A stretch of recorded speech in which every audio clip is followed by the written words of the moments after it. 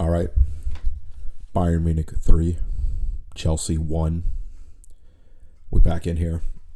If I had to choose one word to describe today's performance from Chelsea, I would describe it as tired. I think that's what best fits this match, as evidenced by what we saw in that second half.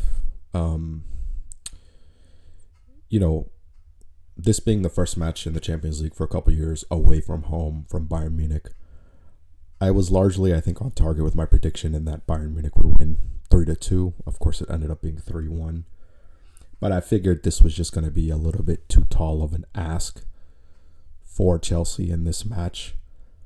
And yeah, especially with some of the fitness issues, Cole Palmer making his first start after coming back from injury. João Pedro, who we learned through the commentary of any of you are watching in the US, the commentator mentioned that João Pedro had actually asked not to play against Brentford and ended up playing anyway. And so naturally in this match, he just was going to be tired as well. Moises Caicedo looking tired. You know what? I think we'll just go through the lineup itself. In goal, I don't think I have any complaints. Other than maybe Reece James in midfield. So in goal, it was Robert Sanchez, Marc Cucurella on the left, Tosin and Chalobah as the center halves, Malo Gusto at the right back, and then the three midfielders, Reece James, Caicedo, and Enzo Fernandez, with Pedro Neto on the left, and Cole Palmer on the right, and João Pedro leading the line. And like I said, it just seemed like a lot of players were tired coming into this match, and falling behind was always going to be a recipe for disaster. I was curious to see, once they did fall behind, the resolve of the team, and I'll get into that later in this video, but I thought they responded well. Early on, in the first 10 minutes actually, Enzo Fernandez had a chance in transition on a breakaway where Cole Palmer played a great pass into the box and Enzo took a touch before trying to finish. And I think that's just one of those things where if he takes it first time, he has a better opportunity to score a goal. Maybe he just wasn't aware that there was a defender on his back. I think it was Limer, if I'm not mistaken. But I think if, Enzo scores that goal, then you're in an entirely different scenario where Bayern are now chasing the game, which would have played into Chelsea's hands, where they could absorb the pressure and then take their opportunities on the breakaway. But unfortunately, that wasn't the case, because soon after we saw a Trevoh Chalobah own goal. It was a free kick that Kimmich tried to play out wide to the left originally, and the ref got in his way, and it ended up being a drop ball.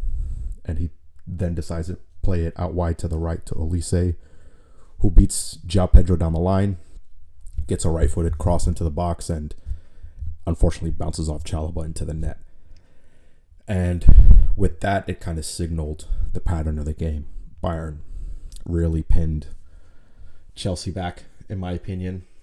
And soon after that, we saw that penalty call that was, I think, actually recommended to the head referee by his assistant, because it was very delayed. But if I'm being honest, Caicedo does bring Harry Kane down without really getting to the ball. And as a result, Kane gets 2 goals, hit the second goal for his team. And, from there, that's where the test of resolve for this team, for Chelsea, comes into play. Because 2-0 down in the first half an hour, it could have easily turned into 3 or 4. And that certainly wasn't the case. Chelsea responded immediately, like within a couple minutes.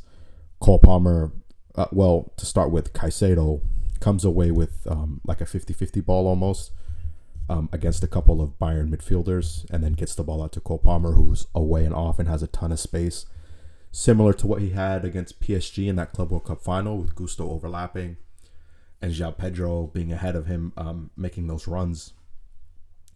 In this case, he plays it out wide to Gusto, who was overlapping, who immediately plays the ball back, a reverse pass to Cole Palmer, first time finish, which is what I think Enzo Fernandez probably could have done in his chance, to maybe score a goal then. But in any case, bringing it back 2-1, I think was a really good response from Chelsea. In that goal, also there was a little bit of a, like, not a scuffle, but a coming together between Jonathan Tah and João Pedro. I didn't really get to see a replay of it. I'm curious if any of you have come across this video and also saw that, a better angle of that sequence. Did Jonathan Tah do anything to deserve a red? I'm not sure. Clearly he didn't get one. He got a yellow. But in any case, heading into halftime, I was actually very positive. I was like, okay, 2-1. Two of the goals that they've scored were avoidable, kind of Chelsea's own doing. And I figured, okay, as long as Chelsea don't get tired, they were in with a chance to come away with a result. And unfortunately, that wasn't the case. In the 60th minute, there was a great save from Robert Sanchez where Harry Kane is down the byline and plays the ball into the box, and Michael Olise is there at the end of it to try to. It was basically a tap-in, and Robert Sanchez does really a great job getting across to make the save. If I'm being honest, Olise should have done much better. He should have scored, but credit to Robert Sanchez for making himself big in that situation and getting across to that ball.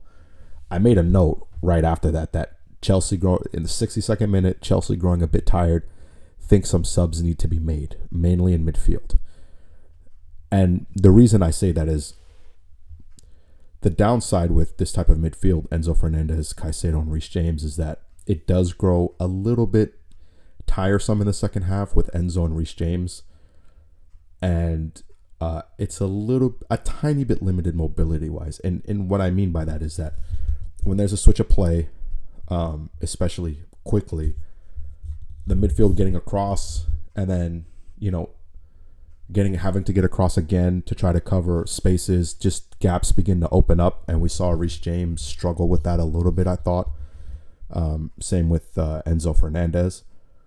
And, to his Moises Caicedo, which this just doesn't generally happen with him, he looked a little bit tired as well. Although I think he had a solid game, except outside of giving away that penalty.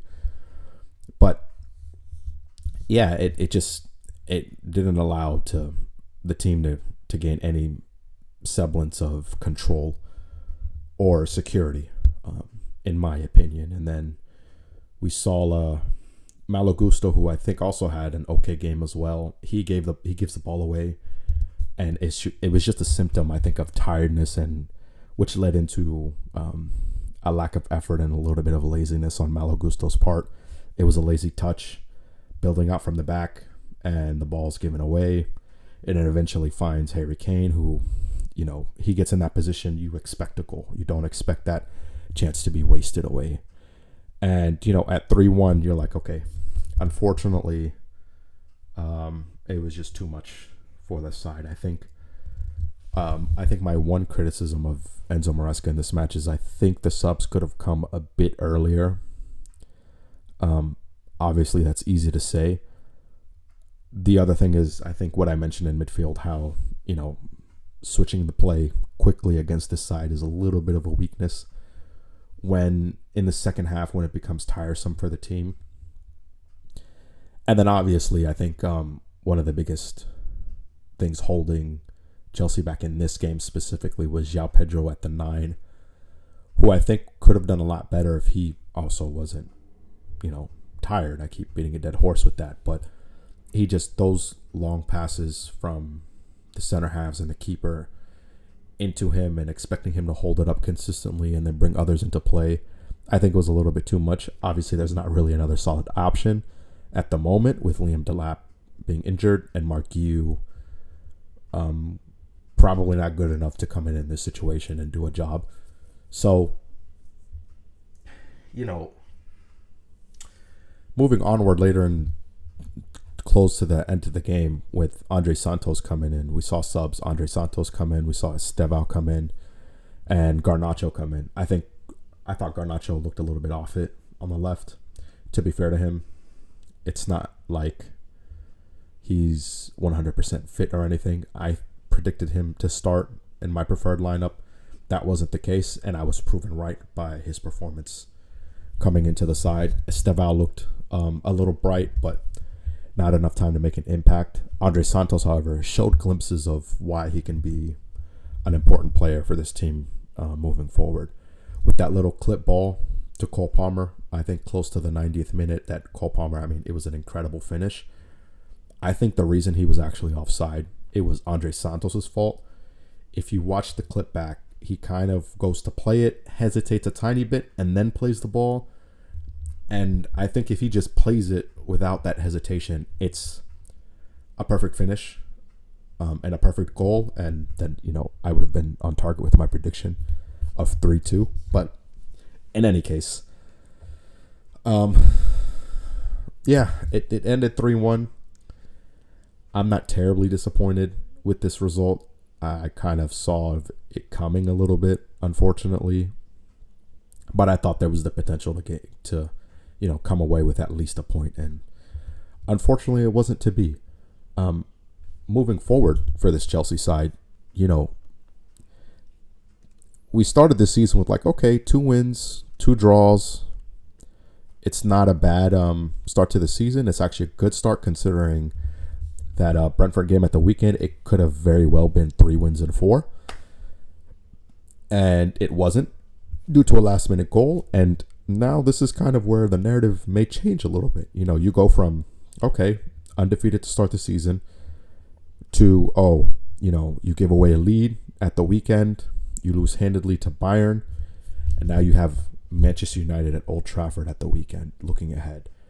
And while they don't look good at all, it's still away from home against a team with a very big reputation and a side that's obviously itching to put a good result on the table against a team that isn't a relegation candidate. Any result that Manchester United has had in the league since Ruben Amorim has been appointed has been against, for the most part, teams that aren't in the league anymore. So it could easily turn around. We could look back at the end of the weekend in one of 2 ways. Okay, Chelsea are not the team to fall away. They're showing some character, at the risk of sounding just like, these old-timey pundits. But, or you could see it as, they're looking a little bit shaky heading into a rough part of the season. For me personally, I am expecting a bounce back. I'm expecting 3 points against Manchester United, if only because I don't want to see this side stumble this early in what I think could be a very positive season for the team. So, on the bright side, it's not the end of the world. It's one match in the Champions League. It was a disappointing performance, but they will have every opportunity to more than make up for it moving forward. Quick note, Jose Mourinho looking like he's going to be Benfica's manager.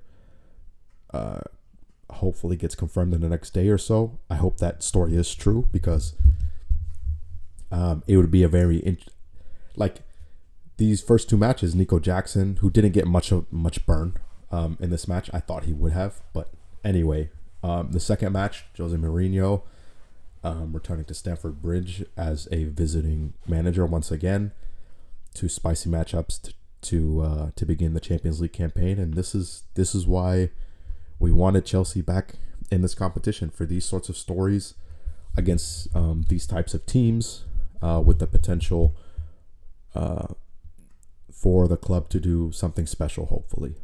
In any case, I will see y'all in the next video. If you've come across this video, I appreciate you watching, and I'll see y'all later.